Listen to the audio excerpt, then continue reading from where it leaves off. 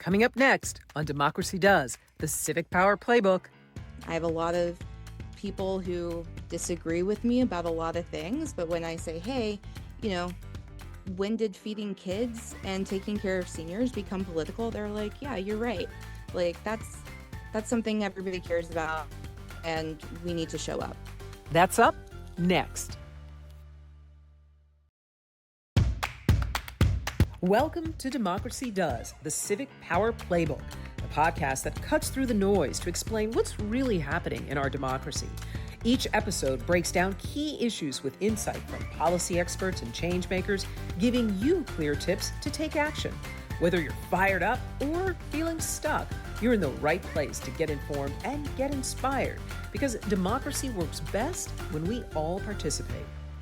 Welcome back, everybody. Thank you so much for joining us again for another episode of Democracy Does, the Civic Power Playbook. Today, we are so lucky I was able to nab our guest, Amanda Pitman, who is Communications Director for Affordable Virginia. She is hustling, running all over the place, making sure that people understand what is happening in this ecosystem that we'd like to call our democracy. So first of all, thank you so much for joining us. So happy to be here. Thanks so much for inviting me. Well, I want to thank you for the work that you're doing, because I want to have people understand what Affordable Virginia is. So just give us an idea of what it is and what you provide to the public. We're an advocacy organization. We are focused on economic issues that affect people in Virginia. So we focus on the federal level. And so we tell people in Virginia how all of those policy decisions in DC are trickling down to them. So, like, for example, right now we're seeing more need at food pantries across the state as a result of some cuts that have been made to SNAP. So being able to take those broader issues and localize them for folks. And what are you seeing in terms of the big disconnect between what's happening on Capitol Hill and what people are actually understanding what's going on and how it affects them on the day-to-day basis? Oh man, what isn't affecting people in Virginia right now? I think that we've seen everything since the spring. People have been upset about almost every decision that has come down from Washington, and we've heard about it. Right now, we're focusing on Social Security. It was the 90th anniversary of Social Security, and people are really worried that that's next on the chopping block after seeing what happened to Medicaid. So we've seen things happen to education. The Department of Education is significantly smaller than it was as a result of DOGE, and people in Virginia aren't happy about that. People in Virginia, we have really good schools here.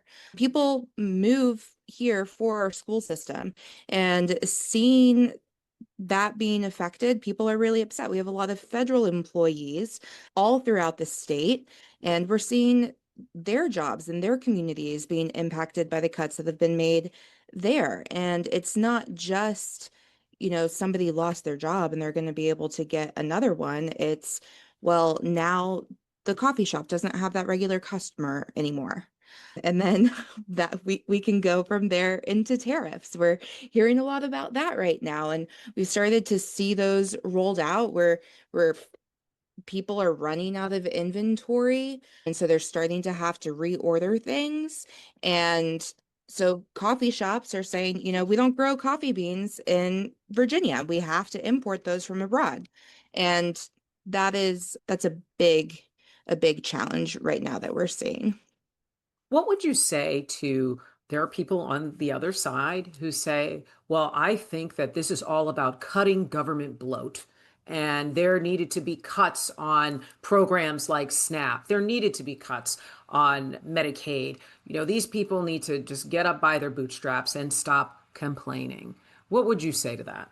Oof. And I read that in the comments. So I'll just say I have followed Amanda. I have watched some of her protests. I'm based in DC, and I am looking at communities where they do a lot of grassroots advocacy, and you and your team do a great job in terms of holding public officials accountable, and we'll get to that in a moment. But I was reading comments from one of your events where you were protesting how votes to the Medicaid package was made from Representative Kiggans, Jen Kiggans. And again, we'll get into that in a minute. But there were people in the comment section, some people call that the gutter, who were saying, I don't understand what's wrong with cutting down on government bloat? What would you Yeah. say? I think that there's not a single person in this country who thinks that our government doesn't have bloat. I think we just disagree on where it is. So, government bloat is something that everybody is concerned about, regardless of what side of the aisle you sit on. We just have very different ideas of what government bloat is. What I'm finding, though, is that the focus of DOGE has been to just cripple essential programs. So, you know, you can say that you're not cutting Social Security, but when you go in and you just fire all of the administrative staff, you may as well have gotten rid of Social Security because now people are having a harder time accessing those benefits. And we're seeing actions like that taken in lots of places. Again, education is another example of that. So when you cripple the function of an organization, people start to opt out. And so then they can point and say, you know what, that program doesn't work. When we Mhm. know that Medicaid is one of the most popular programs, regardless of, again, of what side of the aisle you're on, and people want it to work. And people were starting to see that it's not working as efficiently as it did before. Social Security, again, we haven't seen cuts yet, but we're really concerned about it. Medicaid was a big thing, and everybody who's been showing up to our rallies is really afraid that Social Security is going to be next. And we've already seen cuts, earlier Elon Musk and Doge tried to get rid of the phone lines. And for a lot of people, especially in rural areas, phone lines are how they get help from the Social Security Administration. And so when we get rid of these things, people start to complain. And instead of fixing them or acknowledging that they're underfunded, they say, well, we should just get rid of it. Obviously, this thing doesn't work. And we know that that's just not true. Let's go back really briefly to SNAP. What have you been seeing or hearing in terms of cuts to the Supplemental Nutritional Assistance Program? What have you been hearing and seeing? Because you said that you have seen more people who are relying on food pantries because those benefits have been cut. Yeah. So people are showing up to their food pantries. People are asking where they can send people. Churches are asking what they can do more to show up for their communities. And the school year starts this week in a lot of parts of the state. I think everybody will be in session by Labor Day, and teachers are worried about their students not being fed because their families are losing that benefit. And that's something else that people will point to and say, well, the SNAP benefits aren't that much anyway. People, are abusing that system, and they aren't. Like that's not where the abuse is, right? I think we've seen this year that often the abuse is never from people claiming to be, lower income than they are, or having more children than they have, or those kinds of things, or going to dead people. Um, Mhm. like that's not what's happening. There are definitely people that take advantage of any program, regardless of whether it's a government program or not. SNAP isn't one of those programs. We're just trying to feed people, and 300,000 kids are going to lose SNAP benefits. And that's what we're advocating for. We just want kids to be fed. We want our seniors to be fed. We want Meals on Wheels to continue to exist. And we're hearing from folks that that's becoming harder to find funding. So, these are essential programs people like. I know people on, again, both sides of the aisle who have volunteered for Meals on Wheels, who volunteer at local pantries, and they don't even know what SNAP is. They don't realize that they hear this word, they don't know what supplemental nutrition is. And so we have to go back to using food stamps for them to get it. And so that's been a big part of our work this year as well, is making sure that people know the current names when they see things pop up in the news, because if you don't know what SNAP is, you're not going to care about it. Representative Kiggans, who has voted in line with the specific party that has advocated for these cuts. Have you had any luck reaching out to her? Has she responded to any of your overtures to communicate? She has not. We've invited her to several events. We've not heard back from her team, though she does usually send a staffer or two to our Yes. town halls, and we've become acquainted with them. We anticipate their presence now. She did call us terrorists earlier Oh, this year, which was interesting. pretty inflammatory after our Called you first. guys terrorist. Yes, yes. As well as paid protesters. That's another thing that they like to throw out. I'm like, when we're holding events on the weekends when people aren't working, or we have a lot of retirees that have a lot of free time on their hand and they're happy to make their voices heard. Yes. So, This you is a know, volunteer. The people who come out to participate in your protest, I want to make sure this is clear. They are not paid, they are volunteers. they Am I are understanding that? volunteers. Okay. I think even volunteer is like too strong of a word. These are people who are looking for another way to make their voice heard. Yes. You know, we're getting to know them because they're looking for a place to put that energy. A lot of them have never been politically active before. A lot of them aren't even comfortable with the idea of being politically active. They don't want to cause a fuss, but they're seeing the way that their families are being impacted and, they're at their last straw. hmm I'm glad you mentioned that because one of the things that we do on this show is talk about ways that people can be empowered. And I appreciate what Affordable Virginia does because you provide information to the public and then they can make their own decisions Yeah. there, whether it be making their voices heard or supporting a candidate, what have you.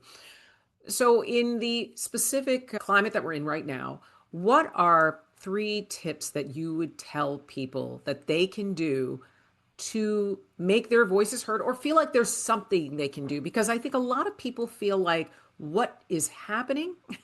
Why am Mhm. I losing my benefits? Or what if I lose my benefits? Is there anything that I can do? What are three things that you would recommend to the average person? Now, the overwhelm is absolutely by design. I think people are really grasping for straws because there is so much happening at once. So I generally tell folks to focus on two issues. And if we all do that, then everything will be covered. We'll have people showing up for every rally, every protest, writing letters about every issue.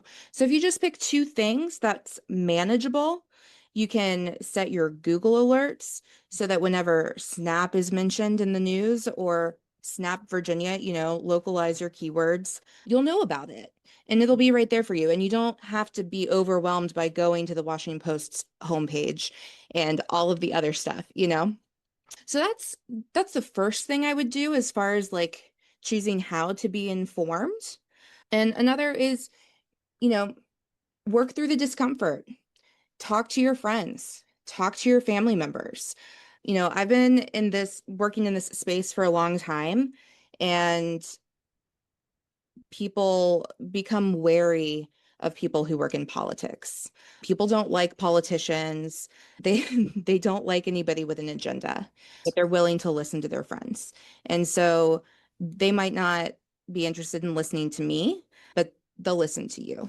And so I know I've seen that just like in my personal life with my family. I have a lot of people who disagree with me about a lot of things, but when I say, "Hey, you know, when did feeding kids and taking care of seniors become political?" They're like, yeah, you're right. Like that's something everybody cares about and we need to show up. So be willing to have those conversations, be willing to have them in short bursts and frequently. You don't need to sit down for, an hour and hash everything out. Just being able to mention, I saw this article about SNAP, and making sure that you're sharing it in those spaces, in those more intimate spaces. You don't need to be a social media warrior. You don't need to go into the comment section. Like, it's just going to stress you out. If you're feeling some kind of way, it's not going to alleviate any frustration. So be proactive in how you interact with your loved ones. Like that's where we need to start. And then third, if you're able to show up in person, if you have time or money, we don't generally have both, pick an issue to give something to. So if one of those two issues needs volunteers, make that a priority to show up. If one of those issues needs your dollars, be willing to make a donation. We know things are tight right now, but if you find your food pantry could use a donation, do that. Be a participant in your community so that you can see firsthand how these issues are affecting people beyond your immediate circle. Excellent. That's great advice. And what I like about it too is they are accessible steps that people can make, whether it's just having a conversation with a friend or just donating to a food pantry. Because how do you think people are going to get through this time? Because not only is it overwhelming, but then you think the next election seems like an eternity. How how do you get through this time? I guess I'm asking you, Amanda, personally, but also for other people because you're on the ground doing it every day. I so I am fortunate to live in Virginia where we get to vote twice every year. It's something that people who are moving here don't don't know, and they are shocked to find out. And when people show up at their doors in the spring, they're never expecting it. So getting through an election season is just part of life in Virginia. But I tend to focus on those issues, find candidates that your values align with and educate yourself about those things so that you can be informed when you show up on election day. But don't let all of the riffraff control your day. There are a lot of ads all the time. Maybe turn those screens off, put your phone down, and take action in a physical way. Again, show up. Don't just sit at home and let the anxiety take over. Put that energy into building the world that you want to have. Yeah, absolutely. And where can people learn more about Affordable Virginia and support you in the work that you do? They can check out affordablevirginia.org. We have our news page updated pretty regularly with everything that we're doing.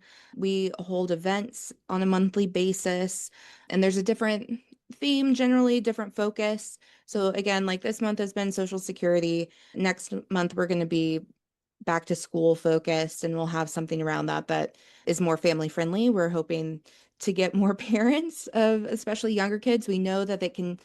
That's another thing I should have touched on Yeah, earlier. It's please. especially people with young families feel overwhelmed, and it's important that they know that all of these spaces, they're welcome. Like you don't need to get a babysitter to show up to a panel or to show up to a town hall. Like kids are part of our society and they should be there too. And the people who show up to those events are of like mind and are generally happy to, interact with your children as well. So don't let that prevent you from taking part. But also, as we get back to school, schools are going to need all of the support. PTAs are going to have the signups. There are lots of back to school drives. Every teacher in the world has a list on Amazon. And so we're going to be fulfilling some of those lists around Hampton Roads. That's outstanding. Yeah, that's what I wanted to ask you really quickly with those town halls, these events that you have. What happens at these town halls? What goes on? What do you do? What do you want people to take away? I want them to go have a conversation with their friend, and I want them to invite that friend or a handful of friends to the next one. I want them to know that it's not some like scary, angry mob, that it is a welcoming place where you can learn about the issues at hand. So, our event with Martin O'Malley a couple weeks ago was really wonderful, really informative. We really got into the nitty-gritty of Social Security, why it was created, how it's funded, and how we can keep it solvent, which is really important as, millennials are also getting older and we would like it to still be there. What is a protectourchecks.com? So Protect Our Checks is focused again on Social Security, protecting Social Security checks, making sure that those are still showing up in the mail if that's how you want to receive them, if you don't do direct deposit. We don't want there to be a lag in people receiving their benefits, and the all of the actions that have been taken by this administration have been in an effort to stall Social Security and to make people opt out. And so we want to make sure that people are proactive in making sure that they're getting what they've earned. You know, it's an earned benefit. People have been paying into Social Security since they were 14, 15, some of them. So, you know, that's money that has been put aside for you. You need to make sure that it is hitting your bank account each month. Excellent. Thank you so much. I want to be sensitive of your time. Amanda Pitman, and people can find out more. She's the communications director for Affordable Virginia. You can go to affordablevirginia.org to learn more. Thanks so much for joining us. Thanks so much. Now it's time for the Power Play. Let's recap Amanda's conversation and get her top Power Play tips on what you can do to feel empowered. First, pace yourself. Focus on one or two issues that you can manage. Second, talk with friends. If you hear something that isn't right or accurate, have a conversation with them and make policy accessible. And finally, do what you can. Donate money if you have it, and if you don't, donate your time. Every little bit matters. And just to repeat the resources we mentioned, to learn more about Affordable Virginia, if you're in the area, you can go to affordablevirginia.org. And if you want to learn more about Social Security, you can go to protectourchecks.com. Thanks so much for joining us. We hope you're feeling a little more hopeful, a little less stuck, and maybe even inspired to take action, because democracy does work when we all participate. Want more? You can go to my website, democracydoes.com, and sign up to get our newsletter, alerts on when our next episode drops, and as a bonus, you'll get a free community engagement toolkit with ideas on how to get involved at your comfort level. Let's get in the game together. Until next time, I'm your host, Robin Hamilton.